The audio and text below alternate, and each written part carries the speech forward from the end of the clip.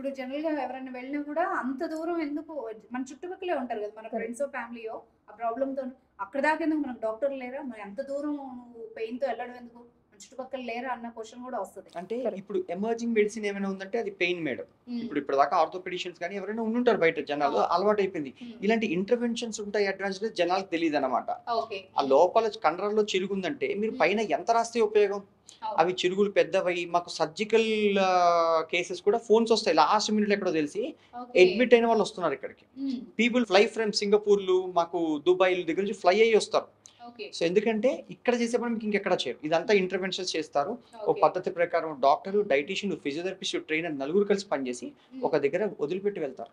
Mainly నిన్న ఒక patient వచ్చింది అనమాట, ఒక నర్సు వాళ్ళ మదర్.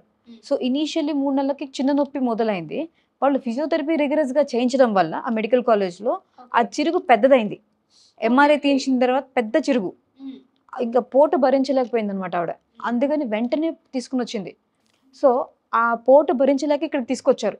సో అప్పుడు ఎలాగో ప్రొసీజర్ చేయాల్సి వచ్చింది. అదేదో చిన్న నొప్పికి తీసుకొచ్చుంటే ఈ ఫిజియోథెరపీ రాంగ్ టైంలో చేయడం వల్ల, రాంగ్ యాంగిల్స్ చేయడం వల్ల నొప్పి ఎక్కువైంది. సో అందుకని ఇక్కడ ఎవ్రీ పర్సన్ అంటే ఒక doctor to assess properly, doctor, physiotherapist ఎప్పుడు స్టార్ట్ చేయాలి, ఎంత ఇంటెన్సిటీతో స్టార్ట్ చేయాలి పేషెంట్ని బట్టి అనలైజ్ చేసి, అండ్ ఆ తర్వాత dietitian to control their sugars, and ఒక స్పోర్ట్స్ కోచ్ వెదర్ వాళ్ళు ఇంకా వాళ్ళ ఎజిలిటీ ఎలా పెంచుకోవడం, ఇవన్నిటి మీద వర్క్ చేస్తాం కాబట్టి మాకు ఇక్కడ సక్సెస్ ఎక్కువ ఉంటుంది. ఇప్పుడు నా మెయిన్ డౌట్ ఏంటంటే, బయట నెలల సంవత్సరాలు ట్రీట్మెంట్ తీసుకున్న దగ్గర నొప్పి, ఇన్ఫాక్ట్ అది ఎవరికైనా వస్తుంది డౌట్. ఇక్కడ 45 minutes లో ఏ ప్రొసీజర్ చేస్తారు, అసలు ఎట్లా తగ్గుతుంది అన్న ఒక డౌట్ కూడా వస్తుంది కదా, నాకు అదే డౌట్ వచ్చింది. డెఫినెట్లీ. సో ఆ డౌట్ నేను మాటల్లో చెప్పడం కన్నా చేతల్లో చూపించడం బెటర్. ఓటీలోకి వెళ్ళచ్చు. ఎస్. Okay, thank you.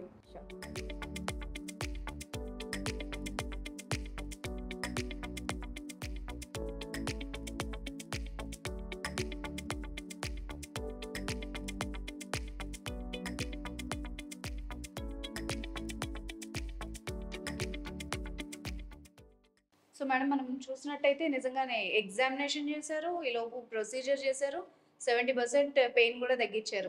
నేను ఇక్కడ ఆన్ ది స్పాట్ అయితే నాకు తెలిసి ఒక 20 minutes లోపలనే జరిగింది ఇదంతా. కరెక్ట్. ఓకే, అంటే కట్స్ గానీ ఏవి గానీ లేకుండా, no cuts, no sutures. So ఇవన్నీ less than 45 minutes వ్యవధిలో మీరు వస్తారు, ప్రొసీజర్ చేయించుకుంటారు, ఎగ్జామినేషన్ చేసే ప్రొసీజర్ చేయించుకుంటారు, ఒక 15 minutes ఉంటారు, ఆ తర్వాత వెళ్ళిపోతారు. ఓకే, ఆ తర్వాత జాగ్రత్తలు పాటిస్తారు. ఓకే. అండ్ కొందరికి డౌట్స్ ఉంటాయి, మరి సైడ్ ఎఫెక్ట్స్ ఉంటాయి, ఎలా వాళ్ళకి చెప్తారు? మెయిన్ థింగ్ ఏంటంటే, ఇది నేను యూజ్ చేసేది dextrose solution, sugar water. Dextrose solution అంటే ఏం లేదు, పంచదార నీళ్లు బేసికలీ.